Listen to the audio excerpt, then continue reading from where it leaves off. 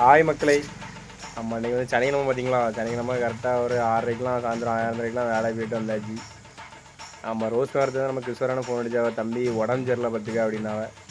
அப்படியானே என்னென்னா சரி வீட்டில் 4 மாடு கிடக்கு, பால் கறக்க ஆள் தேடிட்டு இருந்துருவா கொடுக்கு. நம்மளுக்கும் பால் கறக்க தெரியாது. சரி இருந்தாலும் ஏன்னா நாங்கள் வாரோம்னே ஒரு இன்ட்ரெஸ்ட்டோடு போனோம். சரி பால் கறக்க ஆசையாக இருந்துச்சு. வந்தோம். எப்படி மட்டும் பால் கறக்குன்னு பாருங்கள். நல்ல சுத்தமான தண்ணி வச்சு நல்ல 4 காம்பு மாட்டுக்கு 4 காம்பு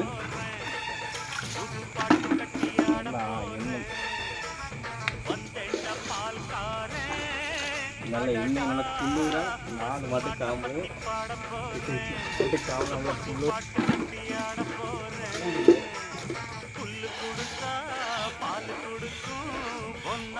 முடியாது தம்பி சாட பாதி புள்ள பொறக்குதப்பா பசும்பால தாய்ப்பால நம்பி வந்தேண்ட பால்காரன் சுத்தமான பால் கல்யாணம் முடிஞ்சது. ஒரு 6 லிட்டர் பால் கறந்துருங்க.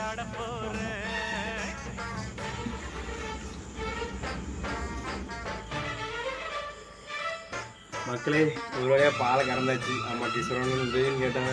நம்ம யார் வந்து உதவி கேட்டாலும் பண்ணிடணும். பார்த்தீங்க நம்மளால் முடிஞ்ச உதவி பண்ணணும். ஆமாம் 2 மாடு ஜாடு இருந்தேன். ஒரு மாட்டுக்கு 5 லிட்டர் 10 பால் கறந்து அதுதான் பார்த்தீங்கன்னா வலி தாங்க வலிக்கு வலிக்கு தான் கறந்துருக்கேன். நான் பால் கறக்கிற நண்பர்கள்லாம் என்னென்ன கரைக்கலே தெரியல. நான் பால் கறக்க எல்லாத்தையும் வந்து ஒரு நல்ல ஒரு மரியாதையோடு வச்சுருங்க. நம்ம பால் கறன்னு சொல்லி இலக்கானமாக பார்க்காங்க. அந்த பாலில் தான் நம்ம எல்லாம் வாழ்ந்துட்டுருக்கோம். அதனால் எல்லோரும் பால் கறங்க வந்து நல்லா பாராட்டு. சரி.